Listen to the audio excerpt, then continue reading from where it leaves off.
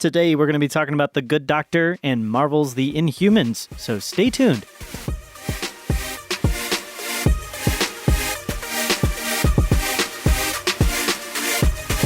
Welcome to The Real Review, sponsored by Parametric and Lazy Ape Studios, where you get some of the latest happenings, real thoughts, and perspectives in the world of film and television. And this is our Tube Talk episode. This is where Matt, you and I, we talk about Tube Talk. Bada bing. Bada bing.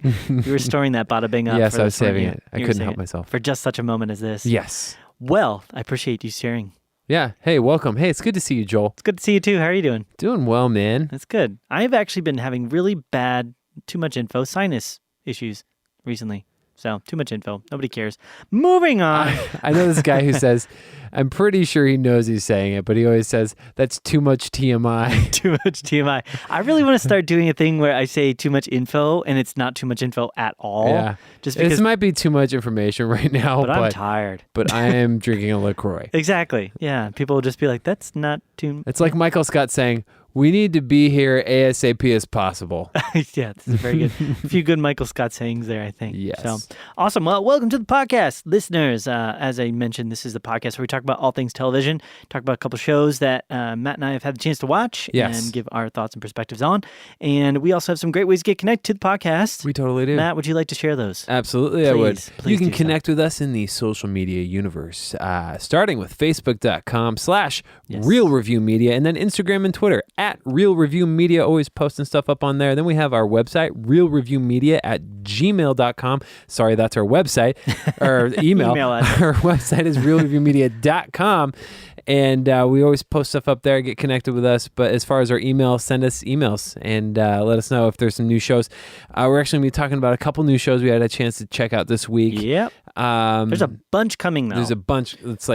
It's getting crazy. Yeah, we're ramping up. We got new stuff happening, but we're ramping up to a bunch of stuff that we're going to be having a hard time, I'm sure, keeping our head above Seriously, water. I already feel like we're trying to just tread water, but we're not doing very good with it. I feel like I have 16 classes in college, and I'm trying to do the work for all of them simultaneously. It kind of feels that way, yeah. It's craziness. But we are excited about a couple of them coming up for sure. But Mr. it's Robot, fun college. And I guess that's true. It is fun. I mean, we do this for fun. We enjoy doing it, so yeah. Fun V.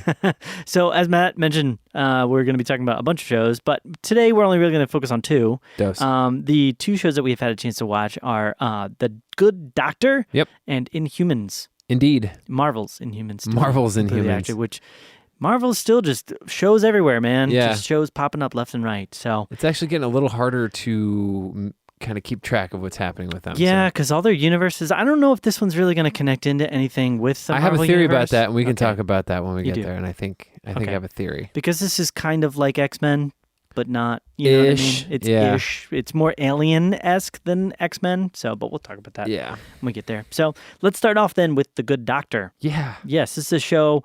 It's about a young surgeon with autism and savant syndrome. He is recruited into a pediatric surgical unit and of a prestigious hospital. The question will arise, can a person who doesn't have the ability to relate to people actually save their lives? It's got a pretty sizable cast, but it's got Freddie Highmore as Dr. Sean Murphy, Nicholas Gonzalez as Dr. Neil Melendez, Antonia Thomas as Dr. Claire Brown, Chuck Modeau as Dr. Jared Kalu. I think it's Kalu. Yeah. Nailed it.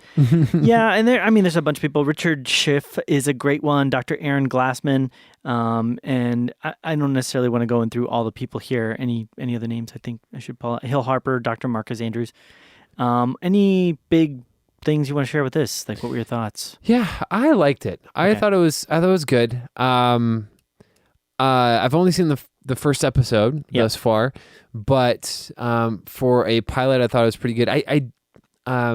I liked Freddie Highmore. Yeah. I thought he did well as Sean. Mm-hmm. I liked the supporting cast. There was kind of an odd airport security guy that I was like, this guy doesn't fit. I don't like this scene. But other than that, I thought everything was really well. I guess represented. The one thing that I will say is that I feel like this is going to be a big show about Sean, the main character. humbling people Yeah. throughout the season.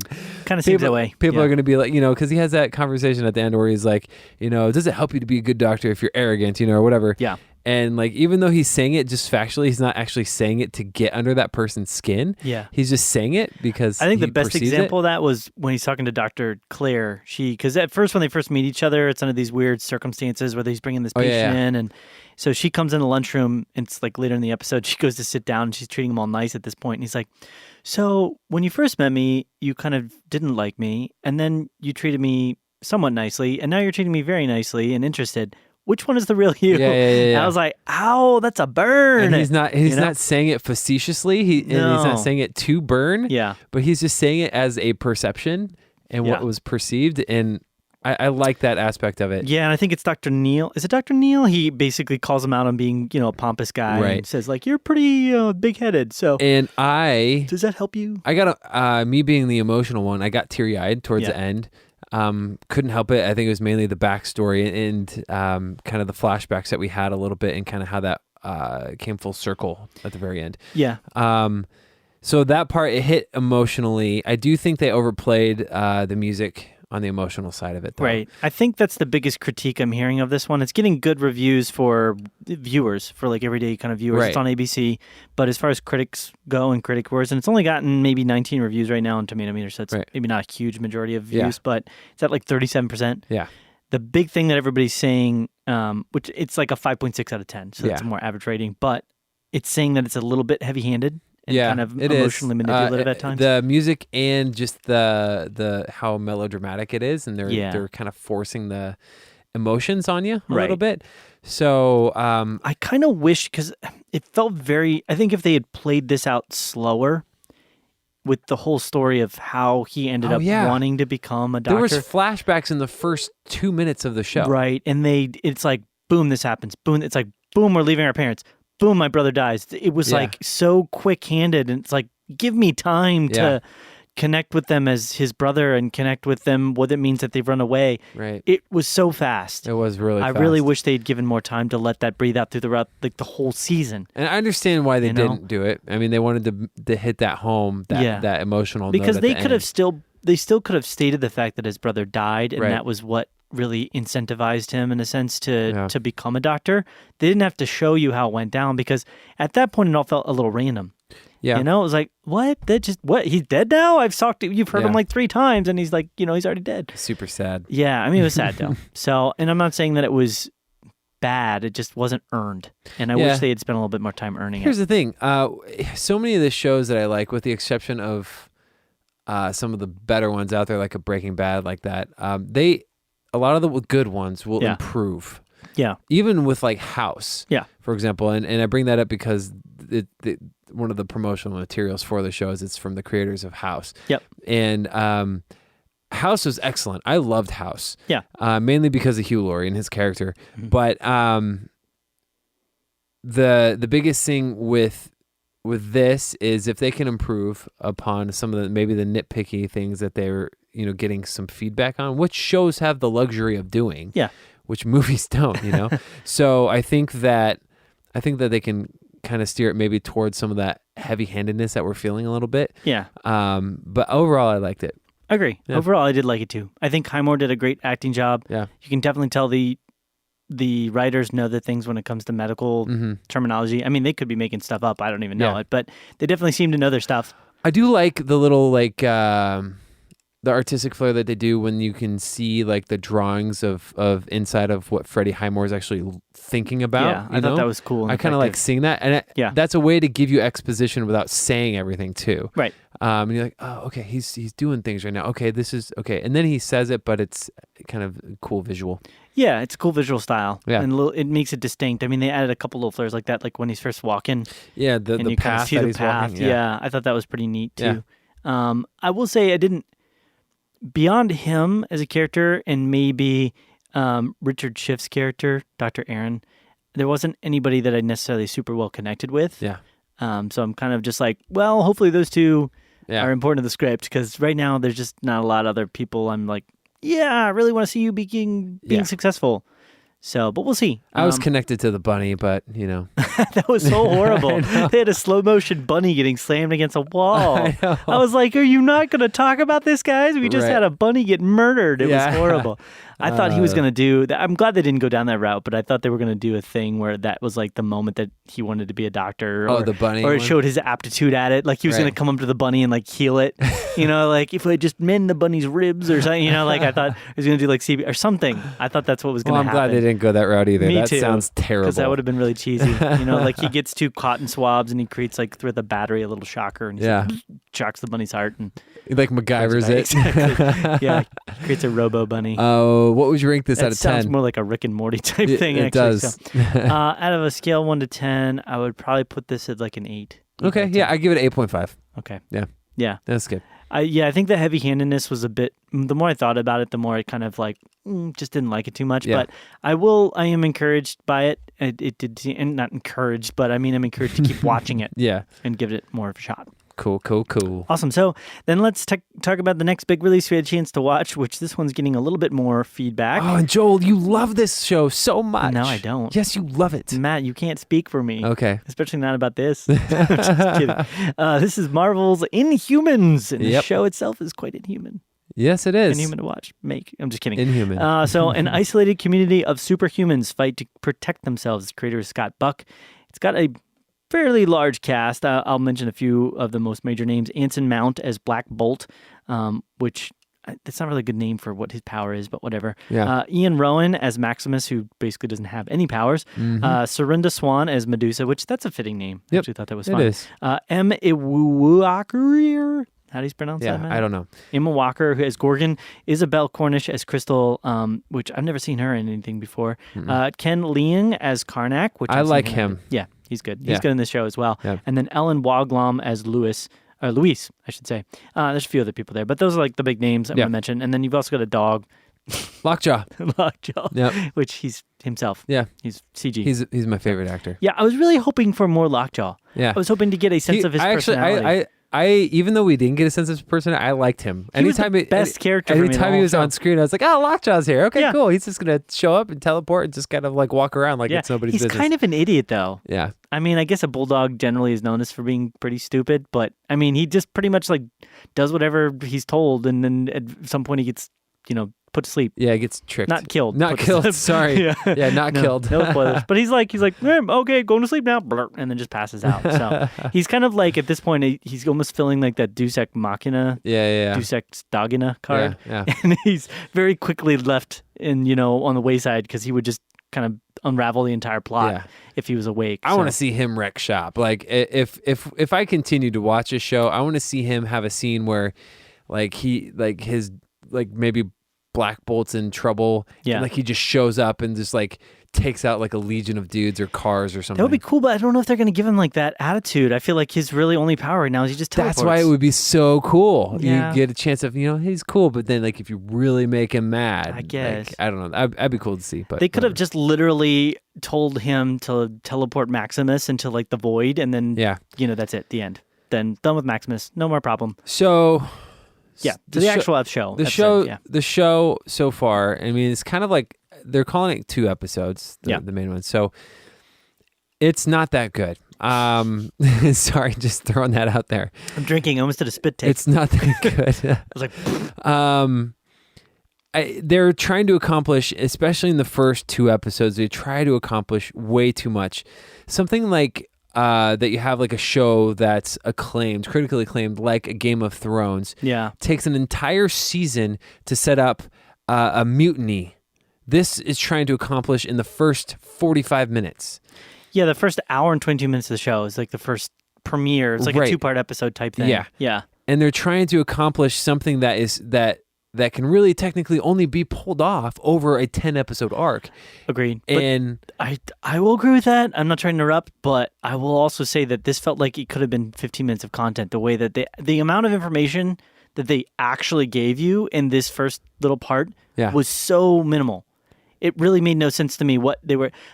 I wanted so much more information. I wanted to know like how the Inhumans ended up on the moon and who created the technology for them to be there. Yeah. I wanted to know like, well, what's the reason for the mutiny behind Maximus beyond just like reasons. Right. I wanted to know, like, okay, well, how did the relationship formulate between all these different people that they are all like this hierarchy level than the other people? Yeah. Like, I wanted to know all these bits of information, but they didn't present anything that really made me care about those characters. You know what I mean? Yeah. So that's why it was frustrating to me. Yeah. Some of the reasons. It was frustrating me because it wanted to be something that it couldn't be. It also spent the opening scene with about 5 minutes of slow motion footage that did not need to happen. They were trying to be very like cool. They were trying to make it cool, I guess. Yeah. And it wasn't cool. It just wasted time, and they could have just gotten the whole opening scene, which I felt like was strange to begin with. It was a cold open that literally just involved two people that you've never met before and don't care anything for at this point getting shot. One of them for sure dying, the other one probably coming back at some point. Right. Probably going to be coming back for sure. Right. You know, and you don't know any of them. So you're just like, why do I care what these people... And those characters that were doing the shooting tie-in later, but... The way it was filmed felt very TV to me. Yeah. Minus the slow motion shots where I felt like they were really trying to make it look cool. I remember seeing those promo shots too when they were promoting it. Hey, we're playing this in the IMAX theaters, you know? And I think maybe those are the scenes that they had filmed on the IMAX cameras.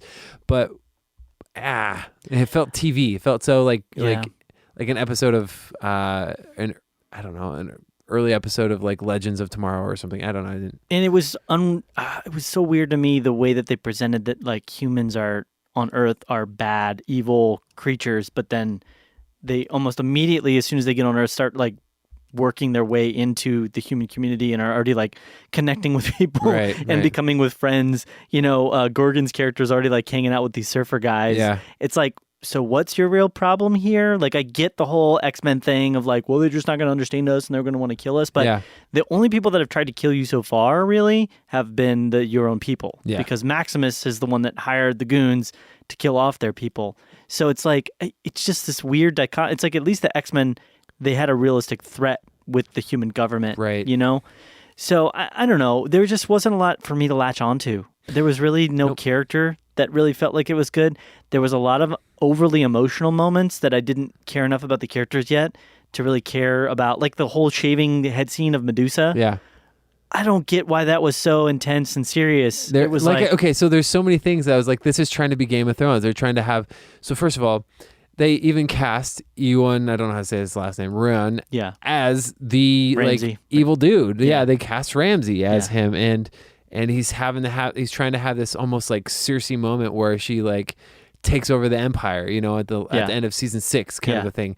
Trying to have that moment where, oh, you know, they're cutting off her hair, you know, trying to have these same like emotional things that weren't earned at all because you don't know these people. Yeah. Although I did think I kind of liked it, like seeing Medusa fight with her hair. I was like, that's kind of interesting. Yeah. I do like... it seems weak to me because, again, fire. I know, exactly. Like, don't you have a flamethrower? Like, that seems... shoot fire at her hair. You could just shoot fire at her. I mean, and that's part of the problem with some of these things. It's like you're kind of left with like, well, why are these people considered as powerful as they are? Because they've got one power, and for the most part, like the ability to just go brah with your voice and like kill people, that's pretty strong. So, and that's the thing with Black Bolt. I know this about his character. Yeah. Okay, so Anson Mount didn't say a single word. I mean, his younger version said a word and accidentally killed his parents in the earlier episode. Yeah. But he doesn't say a word in the whole thing. He like kind of grunts a little bit and then ends up taking out a cop I'd really car. stink to be by him if he sneezed. Right, exactly. So, if he wanted to, he could summon enough power to like destroy a planet with his voice is my understanding. Like, so like that's why he doesn't talk at all. Like he's very concerned about destroying things. He doesn't want to destroy because he could take out a planet. Yeah, and I was fine with having him be a mute character. Right. Like I'm totally fine with having a lead mute character. Right. Even if it's not like me, even if it's just for like power reasons. Right. But there was nothing to him that really impressed me in his acting style to make me feel like, okay, you are a strong enough physical actor, like visually, to just get across what it is you're trying to get across. I was left confused more often than not by what he was actually feeling and thinking. He just kind of seemed somber and sad most of the time. Yeah. And then at one point he kind of seemed upset. Him and, so the other guy, Ken Young. Yeah. Karnak. Right. He has the ability to see different decision paths, right? Yeah. But they never really fully explain that because there'd be like the moment when he fell down the cliff face. Right. I'm like, well, why didn't you just take a moment to decide when which he way? Didn't want to get taken away by Lockjaw. Right. You know, like Yeah. she was like, Lockjaw, take him to where? And why Right. didn't he see that and like kind of move? They haven't explained it. It's like if Yeah. somebody offers him the decision, then he can figure out the past. But why doesn't he just offer himself the decision And yeah, I don't know. or something? I don't know. So there's some stuff they got some explaining to do, so we'll see. they got some explaining to do. And then the unwarranted murder that Medusa's character did with the knife Yeah. was really abrupt to me. That happened the way that it did. She's just like, you know, they're fighting, then all of a sudden Yeah. she's like, stab, stab, stab. She's like, keep stabbing. Like, it wasn't even, at some point it moved from being self-defense to Yeah. full on just like murderous I didn't rage. see any pockets either, so I'm not sure where she got that I don't know knife, where she but got that knife from. But she got it from the Apple guy, but I don't know. Yeah, but don't it know. was really harsh to me, and I actually almost felt worse for. I think it was Sonia Balmeris Chung as Aaron. I almost felt worse for her because I was like, man, she's just getting stabbed really yeah, badly but she also here. like smashed a dude's face in earlier. I know. I'm not saying that she did the right thing, but you know, I just, Rick, I'm not saying, but maybe I know. I'm saying it. But I think what it was is that I knew what they were going for, and because they hadn't accomplished it, I Yeah. almost wanted to see Medusa fail. I mean, that's kind of part of it. Okay. That sounds really bad, but I'm kind of like, It's terrible. I can get offended by a show, and then the problem is when I get like offended from like with what they're trying to do with the show or failing at, or if they're just like, if it comes across as very sloppy and badly put together, then I almost end up rooting against the plot. Right. I almost end up saying like, I don't want that to work out. I want it to go badly, you know? So That's me being very, I don't know. let me give you a Nitpicky, breakdown of my I score guess. on this thing, Okay. Because I know I said some stuff. It just bugged me. It's trying to do too much. It's not executing it well. No. It feels very TV. Wasn't funny, really. Wasn't good action. No. Wasn't suspenseful. Not enough Lockjaw. we need at least 10 times more yeah, lockjaw. I'm gonna give it a 5. Okay. Actually, yeah. Before I tell you this next part, what's your score for this? Mine's a thing? lot lower. Okay. Mine's like a 2.5. Okay. out of 10. I actually found myself bored. I Yeah. mean, and I was like, there was nothing about it that I could sit there and connect to. Yeah. I couldn't connect the characters, or the visual style, or the story.